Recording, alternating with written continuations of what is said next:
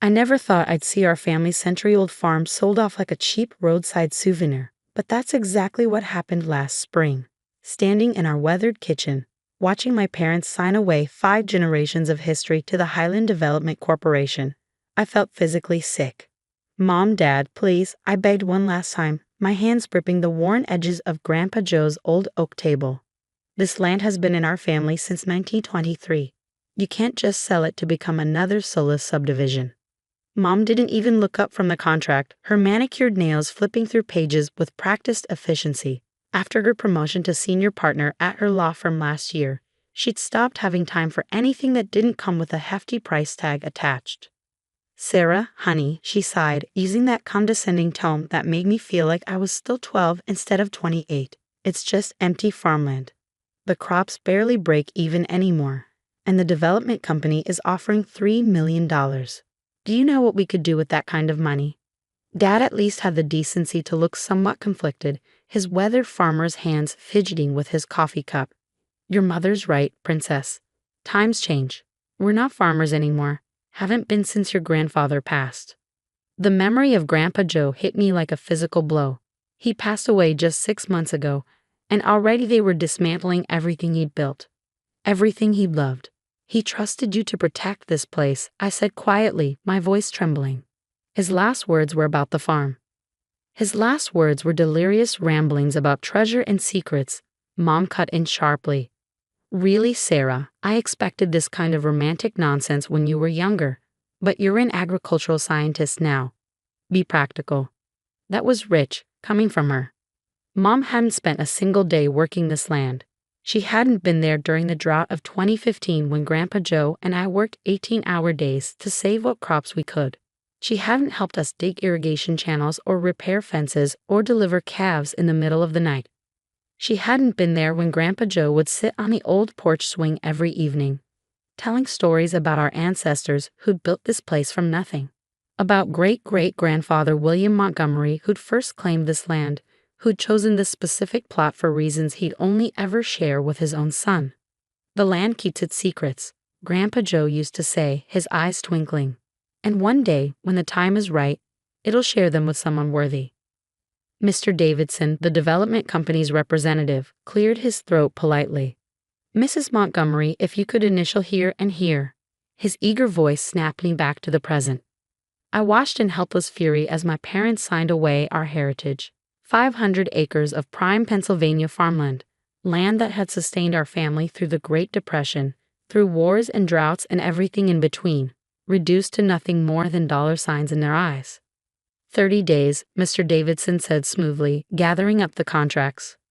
"We'll begin preliminary surveys next week, but you'll have 30 days to vacate the property completely. The company is happy to provide moving services, of course." "That won't be necessary," Mom replied briskly. "We've already purchased a condo in Philadelphia. Sarah can handle clearing out the farmhouse. It'll give her time to adjust to the situation." I stared at her, blindsided. They'd already bought a condo. How long had they been planning this? "Of course," Dad added quickly, "you're welcome to come live with us, Princess. There's no need for you to stay at that little research facility. With your degrees, you could get a corporate job in the city."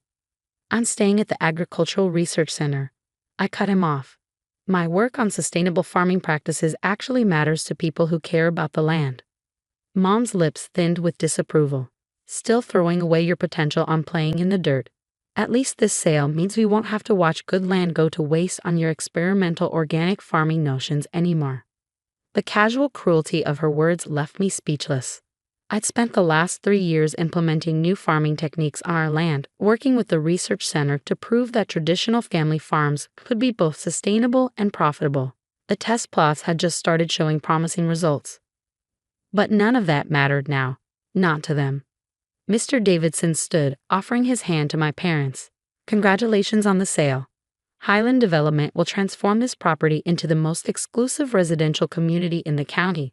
The Montgomery Farm Estates will keep the name, of course, to honor the heritage." I couldn't take it anymore. Grabbing my jacket, I stormed out of the kitchen and into the crisp spring morning.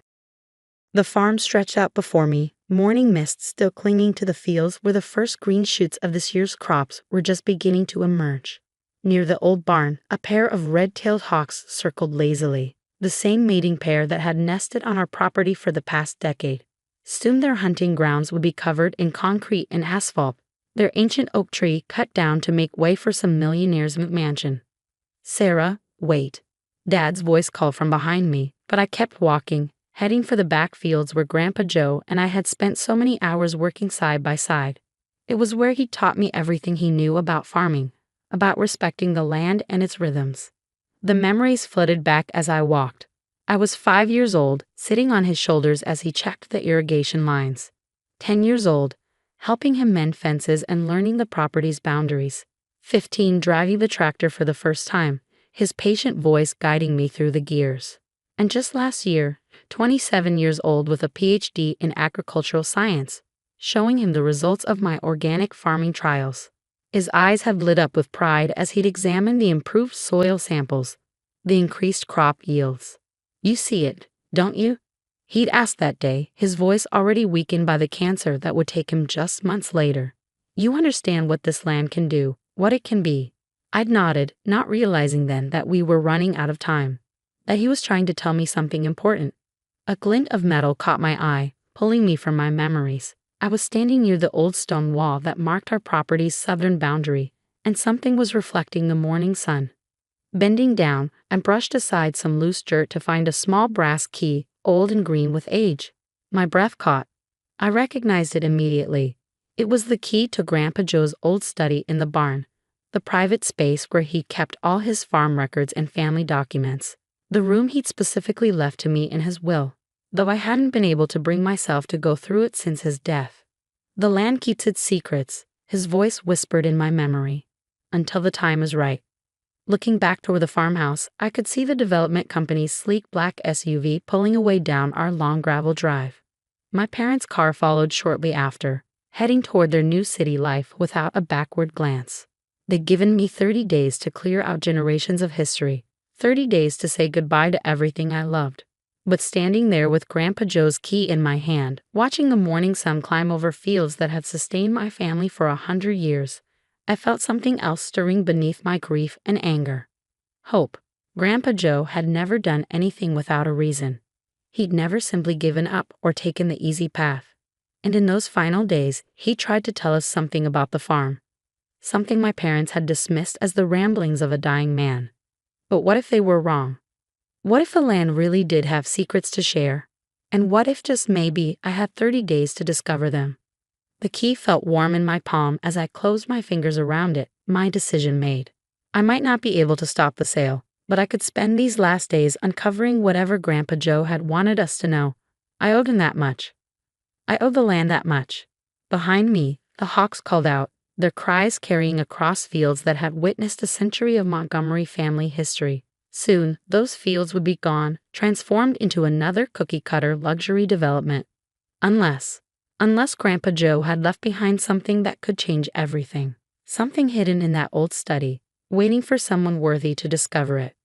For the first time since this nightmare began, I felt a smile tugging at my lips. 30 days might just be enough time after all. Game on, Highland Development. Game on. The old barn study smelled exactly like I remembered. A mixture of leather, paper, and the special pipe tobacco Grandpa Joe used to smoke. Standing in the doorway, key still warm in my hand, I felt his presence all around me. The afternoon sun filtered through dusty windows, illuminating dancing motes in the air and casting long shadows across his massive oak desk. I hadn't been in here since before his passing. The room looked frozen in time. Farming journals stacked neatly in one corner. His favorite leather chair still pulled away from the desk as if he'd just stepped out for a moment. A half-finished cup of coffee, long since dried up, sat next to a worn notebook.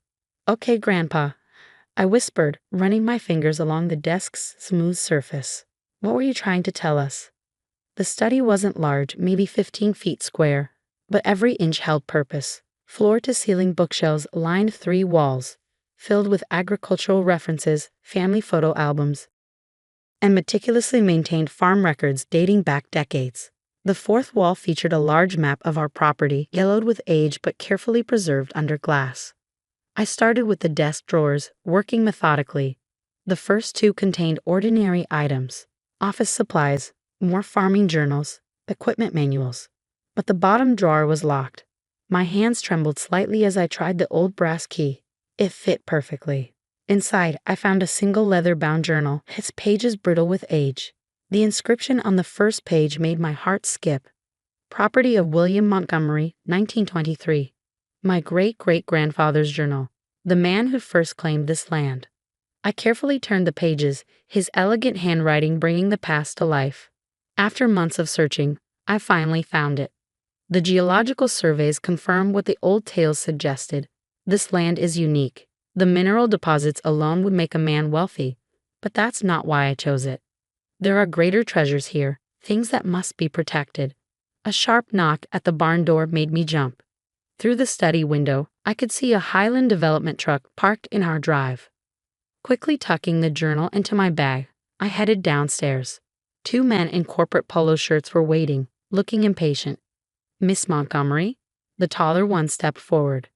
I'm Steve Randall, Chief Surveyor for Highland. We need to begin our preliminary work today. I straightened my spine, channeling Grandpa Joe's quiet strength. The contract gives us 30 days before you can start any development work. The contract gives you 30 days to vacate, he corrected smoothly. We can begin surveys immediately. We have permits. He held up an official-looking document. My mother's signature was clearly visible at the bottom. She must have signed additional paperwork without telling me. Fine, I said tightly, but stay away from the old barn. We're still clearing out personal property. Steve's smile didn't reach his eyes. Of course, we'll start with the back acreage. I watched them drive their equipment toward the fields, my mind racing. The journal in my bag felt like it was burning a hole through the fabric. I needed time to understand what great-great-grandfather William had discovered, what Grandpa Joe had been protecting all these years. Back in the study, I pulled out my laptop and began documenting everything while continuing to read the journal. Hours slipped by as William's story unfolded. He'd spent years researching the specific plot of land before claiming it, following historical records and geological surveys. There were detailed maps, coordinates, and references to something hidden beneath the property. But what really caught my attention were the soil samples. The mineral composition is unlike anything I've seen, William wrote. Preliminary tests suggest rare earth elements in concentrations that shouldn't be possible in this region. But there's something else, something the tests can't explain. My hands froze over the keyboard. Rare earth elements, those were crucial for modern technology. Everything from smartphones to electric cars needed them. And they were becoming increasingly scarce. A memory surfaced. Last year's soil samples from my agricultural studies. I'd noticed some unusual readings but had been focused on organic farming applications. I hadn't thought to test for mineral content. The sound of heavy machinery startled me from my research. Looking out the window, I saw several excavators moving into position near the backfields. They weren't just surveying, they were preparing to dig. My phone buzzed, a text from Mom. Highland's board is meeting next week to finalize construction plans. Don't interfere with their work. This is happening whether you like it or not. I started to reply, then stopped as another memory hit me. Last Christmas, Grandpa Joe insisted we watch an old documentary about mining rights and mineral laws. At the time, I thought he was just being nostalgic. Now I wondered if he'd been trying to tell us something else. Opening a new browser tab, I began researching Pennsylvania property laws. 3 hours and several legal databases later, I sat back, my mind reeling from the implications of what I'd discovered. The original deed to our property, filed by William Montgomery in 1923, included something called mineral rights in perpetuity. These rights were specifically excluded from any future sale of the surface property, meaning they still belonged to the Montgomery family trust. If there really were valuable minerals under our land, Highland Development couldn't touch them without our permission. They couldn't even dig foundations without risking a lawsuit. But I needed proof. Hard scientific evidence of what lay beneath our fields. My hands shaking with excitement, I called Dr. Chen at the Agricultural Research Center. Sarah, she answered on the first ring. I heard about the farm. I'm so sorry. I need a favor, I said quickly. Remember those unusual soil samples from last year's study? Can we run a full mineral analysis? I mean everything. Rare earth elements, heavy metals, the works. That's expensive, she cautioned. And it'll take time. I have some grant money left, and I only need a few days. Please, Dr. Chen. This is important. She sighed. Bring them in tomorrow morning. I'll see what I can do. Next, I called Tom Harrison, my best friend from college who now worked as an environmental lawyer in Pittsburgh. I need you to look at some property documents, I said without preamble, specifically mineral rights from the 1920s. How fast can you get here? I can come tomorrow, he said, concern evident in his voice. Sarah, what's going on? I think my great-great-grandfather left us something more valuable than just farmland, and I think Grandpa Joe spent his whole life protecting it. After hanging up, I returned to William's journal, reading well into the night. The more I read, the more convinced I became that he'd chosen this land for very specific reasons that could change everything. But Highland Development's machines were already here, their corporate machine rolling forward with the inevitability of a steamroller. I had days, maybe hours, before they started seriously excavating. I needed to buy time. The next morning, I was waiting when Steve Randall and his crew arrived. I'm invoking a temporary stop work order, I announced, holding up a stack of papers Tom had helped me prepare over the phone last night. Steve's face darkened. You can't do that. We have contracts. Check with your legal department, I said firmly. The mineral rights were excluded from the sale. Any excavation could be considered mining activity without proper permits. Your company could face significant fines. This is ridiculous, he snapped, but I noticed him pulling out his phone and stepping away to make a call. By that afternoon, the excavators were being moved off our land. I bought myself a few days, but I knew it was temporary. Highland Development hadn't built their empire by giving up easily. But as I watched their trucks drive away, I felt Grandpa Joe's presence beside me, almost as if he were still here, still protecting our land. I won't let you down, I whispered. I'll find what you were trying to tell us. I'll protect what's important. The hawks circled overhead, their cries carrying across fields that suddenly held more mystery than I'd ever imagined. Somewhere beneath that rich soil lay secrets that had been guarded for a century, secrets that might just save everything we held dear. And I had a feeling we were running out of time to uncover them.